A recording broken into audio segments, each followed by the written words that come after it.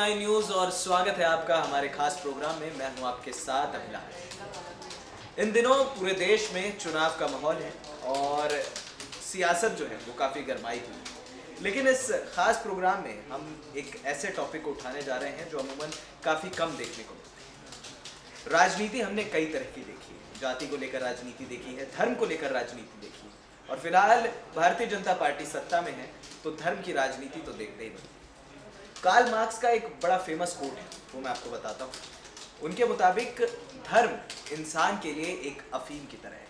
कुछ यही आलम है यहाँ पर भारतीय जनता पार्टी के एक बेहतर सांसद और उत्तर प्रदेश के मुख्यमंत्री योगी आदित्यनाथ का। योगी आदित्यनाथ को एक कट्टरवादी हिंदू नेता के रूप में जाना जाता है। 1998 के बाद से ये कभी गोरखपुर में हारे नहीं। कहा यह भी जाता है कि अगर आपको गोरखपुर में रहना है तो सिर्फ और सिर्फ योगी कहना। ऐसे में इस योगी आदित्यनाथ को लेकर कई तरह की बातें भी की जाती हैं। कई लोग ये कहते हैं कि प्रधानमंत्री नरेंद्र मोदी के बाद अगर भारतीय जनता पार्टी के लिए अगले प्रधानमंत्री के अगर कोई उम्मीदवार हैं तो वो है आदित्यनाथ योगी। लेकिन ये भी कहा जाता है कि ये हिंदुओं को लेकर काफ़ी ज़्यादा कट्टरवादी हैं और बाकी कौम और बाकी धर्म को लेकर अलग अलग तरह की प्रतिक्रियाएं देते हैं। ऐसे में मेरे साथ मौजूद है मेरे सहयोगी काशिफ अली जी।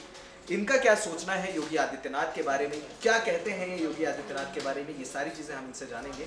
लेकिन सबसे पहला सवाल हम लेते हैं काशिफ भाई। हमेशा हमने देखा है योगी आदित्यनाथ, आपने भी बहुत बारीकी से पॉलिटिकल मसलों को कवर किया है।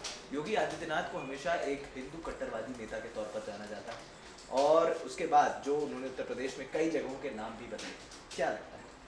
देखिए, योगी आदित्यनाथ को लेकर जिस तरीके के अंदर लोगों के अंदर एक अलग तरीके की सोच रखते हैं बहुत से लोग कि योगी आदित्यनाथ जो है वो बहुत कट्टर हैं या एक अलग तरीके की। देखिए, जब तक आप किसी संवैधानिक पद पर नहीं होते तब तक आपके लिए आज़ादी होती है सब कुछ कहने की।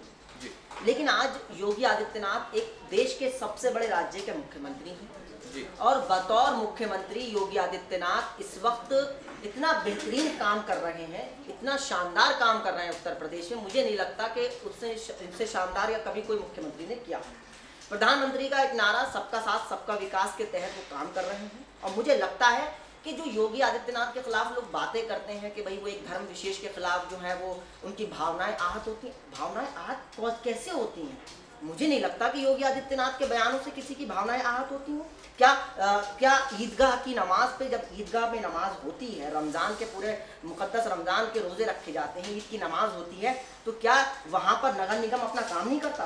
क्या वहाँ पर साफ़ सफाई नहीं होती? क्या जो सुविधाएं मिलनी चाहिए जो एक हिंदू मोहल्ले में मिलती हैं वो मुसलमान मोहल्ले में भी मिलती हैं? और इस वजह से नहीं मिलती हैं कि वो मुसलमान मोहल्ला है, वो इस वजह से मिलती हैं क्योंकि वो नागरिकों का, देश के नागरिकों का उन पर हक है। तो मुझे लगता है कि जिस तरीके के लोगों के जहनों में ये भरा हुआ है कि योगी आदित्यनाथ ऐसे हैं, योगी आदित्यनाथ वैसे हैं, योगी आदित्यनाथ एक संवैधानिक पद पर बैठे हुए हैं और मुझे लगता है बहुत जिम्मेदारी के साथ वो हिंदू, मुसलमान, सिख, ईसाई सबको लेकर चल रहे हैं और ख़ासकर मुस्लिम समुदाय के प्रति।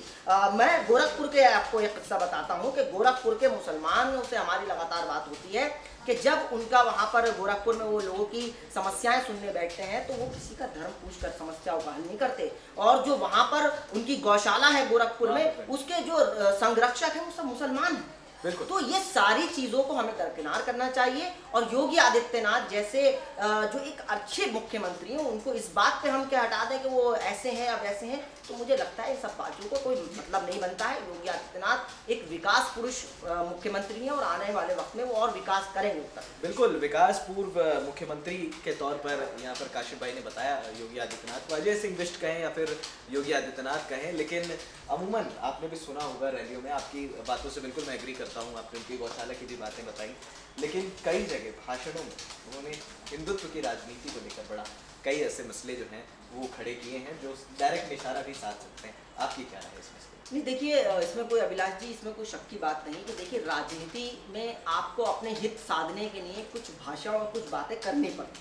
बिल्कुल, ये कोई आज से नहीं है। अगर आप देखेंगे राजनीति का, अगर आप देखेंगे तो राजनीति में हमेशा से ऐसा होता आया है। अगर इसमें मुझे कहते हुए कोई भी संकोच नहीं होगा कि राजनीति के हित के खातिर तो देश के टुकड़े कर दिए गए। बिल्कुल, आज दूसरा देश बना दिया गया सिर्फ राजनीति और अपने हित को साधने के लिए। तो मुझे लगता है कि बयानों और भाषणों से हमें ऊपर उठकर ये देखना चाहिए कि कोई व्यक्ति, अभी मैं आपको एक छोटा सा और एग्जाम्पल देता हूँ योगी आदित्यनाथ वाला, कि योगी आदित्यनाथ के आने से पहले जो सरकारें उत्तर प्रदेश में थी, मुसलमान नौजवान जो है वो बड़ा जो है वो डरता था, किस तरीके से बदमाश हावी थे पूरी तरीके से। लेकिन आज योगी आदित्यनाथ के टाइम में आप देखें कि बदमाशों को चुन चुन कर एनकाउंटर किया जा रहा है।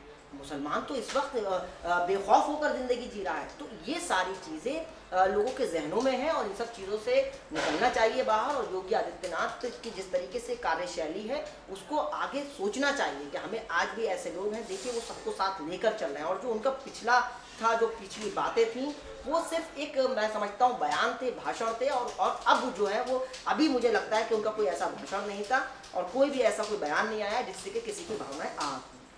काशिफ भाई, एक सवाल और, हालांकि थोड़ा सा जल्दबाजी होगी ये सवाल पूछना, लेकिन कहा यह जाता है कि प्रधानमंत्री नरेंद्र मोदी के बाद योगी आदित्यनाथ को ही अगला प्रधानमंत्री देखा जाता है उनकी शक्ल में, क्योंकि थोड़ा सा राजनीति में भी सक्रिय हैं और हिंदुत्व की राजनीति तो करते हैं, इस बात में कोई दो राय नहीं है। तो क्या मुस्लिम समाज, अगर फ़र्ज़ कीजिए कि अगर बनते हैं योगी आदित्यनाथ प्रधानमंत्री के दावेदार होते हैं, तो क्या मुस्लिम समाज की तरफ से उन्हें सपोर्ट मिलेगा? नहीं, देखिए, बिल्कुल इसमें कोई शक की बात नहीं कि मुसलमान समुदाय कभी एक वक्त में ऐसा, जो विरोधी पार्टियां थी प्रधानमंत्री नरेंद्र मोदी की, वो लगातार ये भ्रम फैला रही थी कि मुसलमान समुदाय जो है वो प्रधानमंत्री नरेंद्र मोदी के साथ नहीं खड़ा।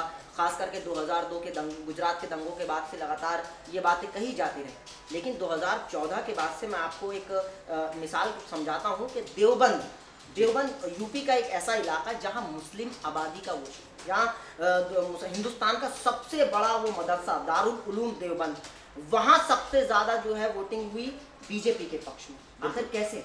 तो 2014 में सिर्फ अगर 31% अगर प्रधानमंत्री नरेंद्र मोदी को वोट मिले थे, तो इसमें सिर्फ हिंदुओं ने वोट नहीं दिया है, मुसलमानों ने भी वोट दिया है। तो इन सब बातों को देखते हुए अगर आने वाले वक्त में अगर योगी आदित्यनाथ भी प्रधानमंत्री की दौड़ में आते हैं, तो मुझे लगता है कि मुसलमान उनका स्वागत करेंगे। मुसलमान प्रधानमंत्री नरेंद्र मोदी को भी इन्होंने स्वीकारा है और वो योगी आदित्यनाथ को भी स्वीकारेंगे।